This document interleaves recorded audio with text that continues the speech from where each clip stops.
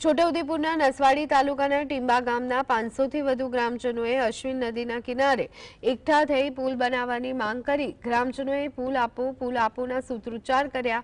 વર્ષોથી ગ્રામજનો દૂધ ડેરી અને સસ્તા અનાજની દુકાન સુધી પહોંચવા માટે જીવના જોખમે નદીમાંથી પસાર થવા મજબૂર છે। ચોમાસાની સિઝન દરમિયાન આ સ્થિતિ વધુ ખરાબ બને છે। કેટલાક ખેડૂતોના ખેતર પણ નદીના બીજા કાંઠા તરફ હોવાથી 5 થી 6 કિલોમીટરનો ફેરો કરવો પડે છે। તો ગ્રામવાસીઓએ આ મુદ્દે અનેકવાર રજૂઆત કરી હોવા છતાં તંત્ર ધ્યાન આપતું નથી। જો આ સમસ્યાનું વહેલી તકે નિવારણ નહીં લાવવામાં આવે તો સ્થાનિક લોકોએ આંદોલનની ચીમકી ઉચ્ચારી છે। પછી અમારા ખેડૂતો હામા કાંઠે આવેલા છે, કદાચ ચાર પૂંજો લાવવો હોય અમારા પશુ માટે તોય અમે લાવી શકતા નહીં, અને પાણી કદાચ ઓછું થાય તોય છતાં અમારે જીવના જોખમે ઉતરવું પડે છે। એટલે મિની પુલની એક માંગ છે અમારી।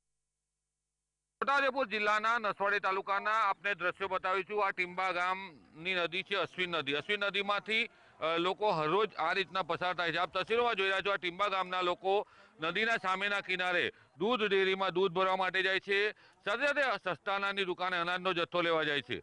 તેઓને આમ તો મુખ્ય માર્ગથી જોડાયેલું છે, પરંતુ તેઓને 7 થી 8 કિલોમીટરનો ફેરો થાય છે।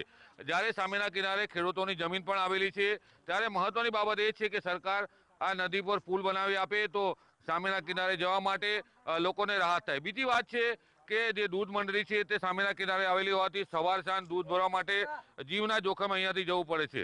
છોટાઉદેપુર જિલ્લાના નસવાડી તાલુકામાં અનેક ગામડાઓ આ રીતના નદીના કિનારે વસેલા છે અને ત્યાં પુલની જરૂરિયાત છે। રફીક ધણીવાલા, GSTV, છોટાઉદેપુર।